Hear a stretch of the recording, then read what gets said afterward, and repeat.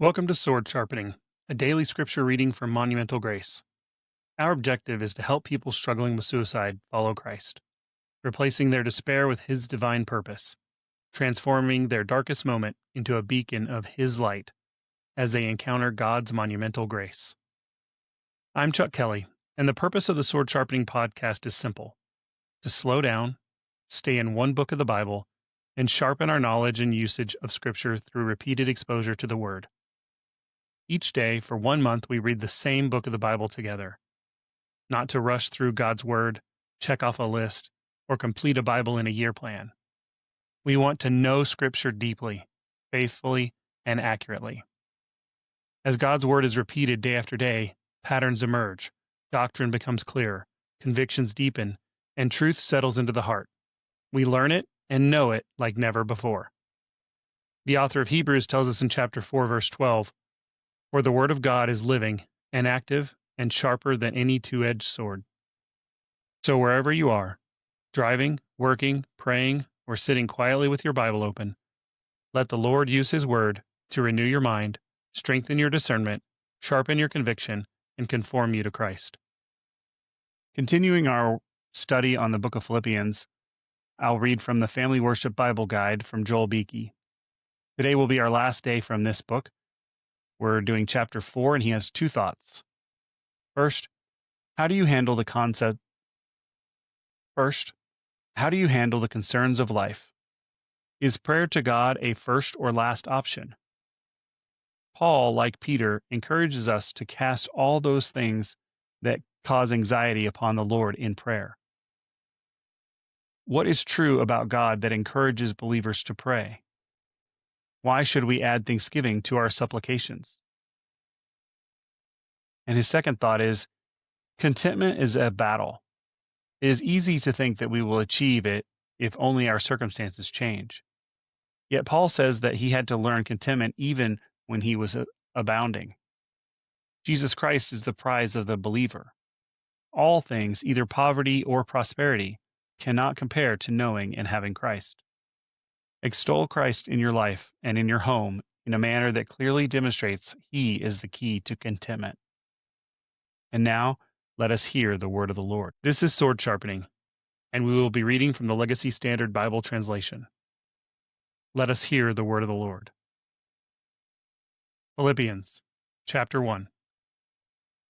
Paul and Timothy, slaves of Christ Jesus, to all the saints in Christ Jesus who are in Philippi, with the overseers and deacons, grace to you and peace from God our Father and the Lord Jesus Christ.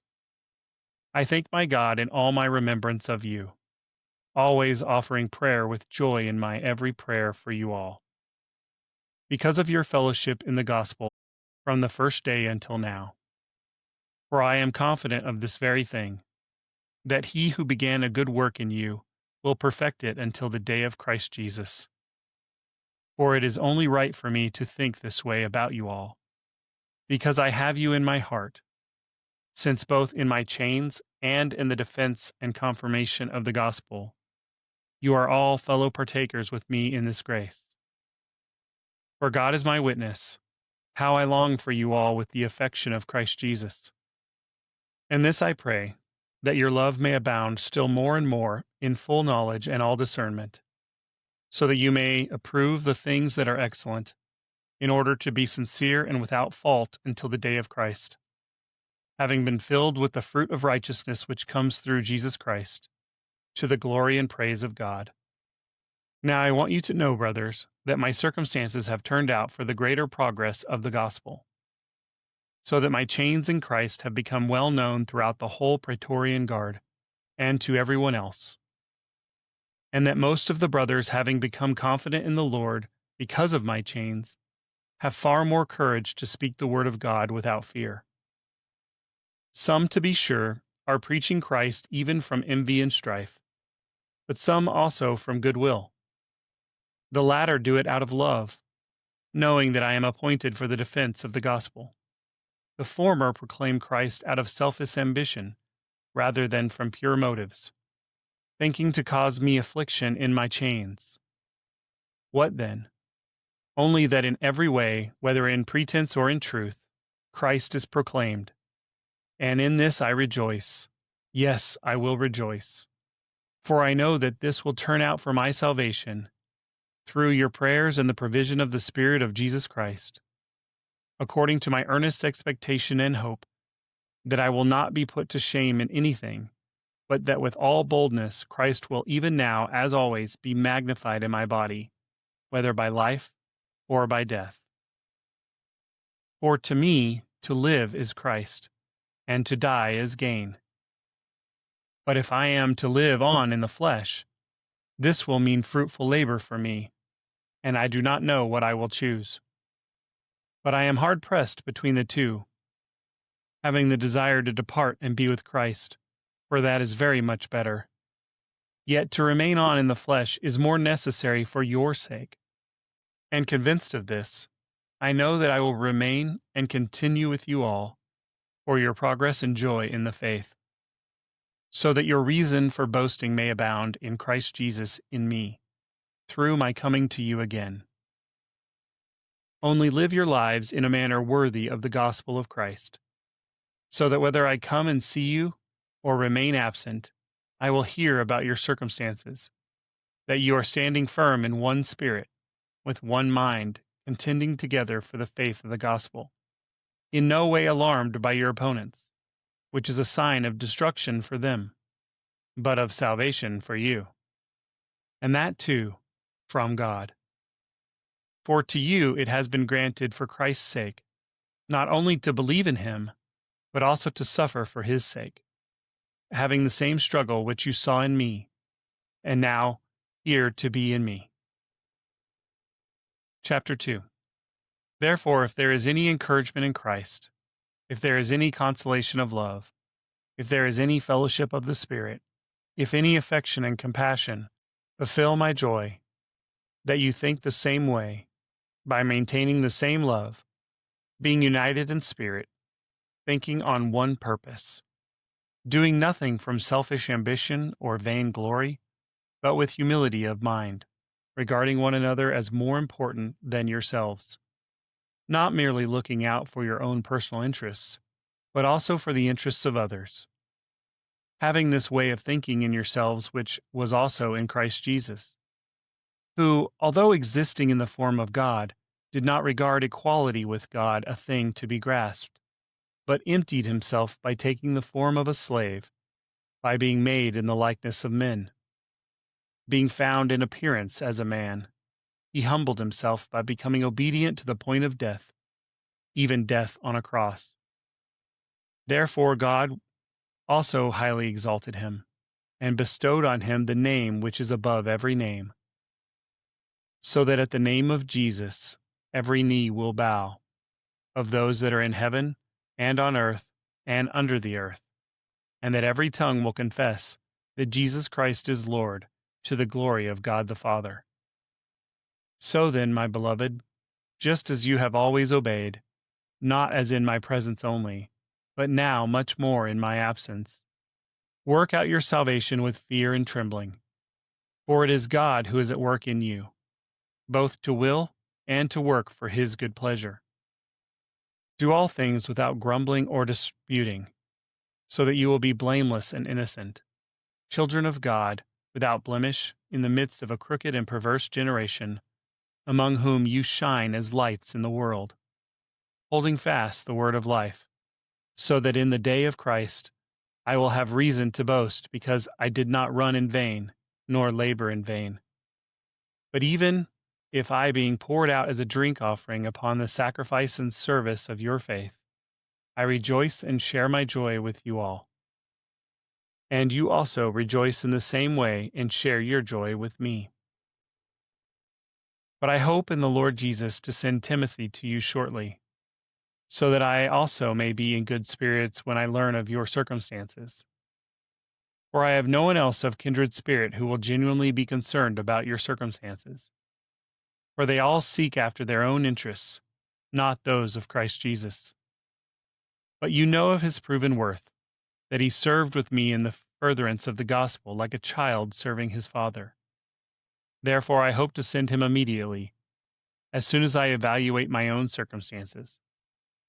and I am confident in the Lord that I myself also will be coming shortly. But I regarded it necessary to send to you Epaphroditus, my brother and fellow worker and fellow soldier, who is also your messenger and minister to my need, because he was longing for you all, and was distressed because you had heard that he was sick. For indeed he was sick to the point of death, but God had mercy on him, and not on him only, but also on me, so that I would not have sorrow upon sorrow. Therefore I have sent him all the more eagerly, so that when you see him again you may be rejoiced, and I may be less concerned. Receive him then in the Lord with all joy, and hold men like him in high regard, because he came close to death for the work of Christ, risking his life to fulfill what was lacking in your service to me. Chapter 3. Finally, my brothers, rejoice in the Lord. To write the same things again is no trouble to me, and it is a safeguard for you. Beware of the dogs, beware of the evil workers, beware of the mutilation. For we are the circumcision, who worship in the Spirit of God, and boast in Christ Jesus, and put no confidence in the flesh.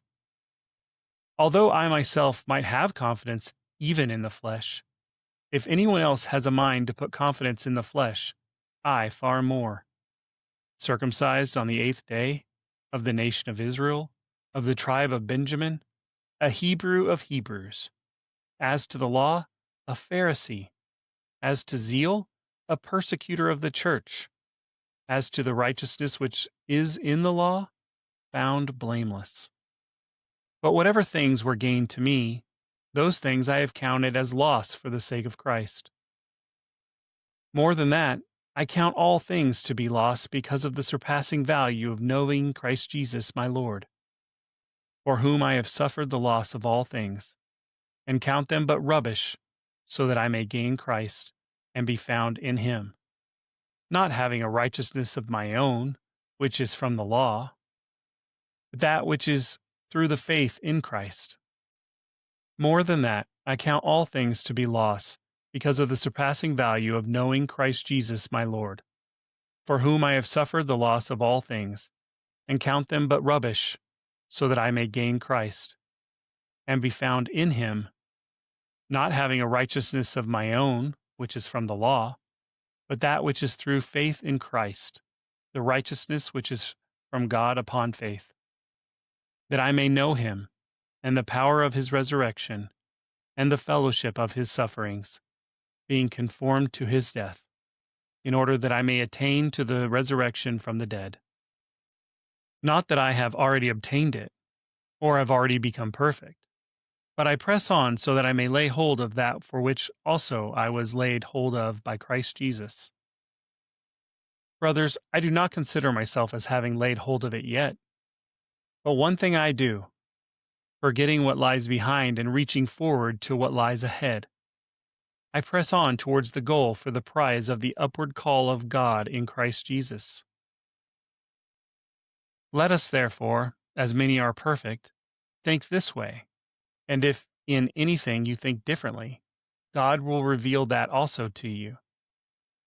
However, let us keep walking in step with the same standard to which we have attained. Brothers, join in following my example, and look for those who walk according to the pattern you have in us. For many walk, of whom I have often told you, and now tell you even crying, as enemies of the cross of Christ, whose end is destruction, whose God is their stomach, and glory is in their shame, who set their thoughts on earthly things.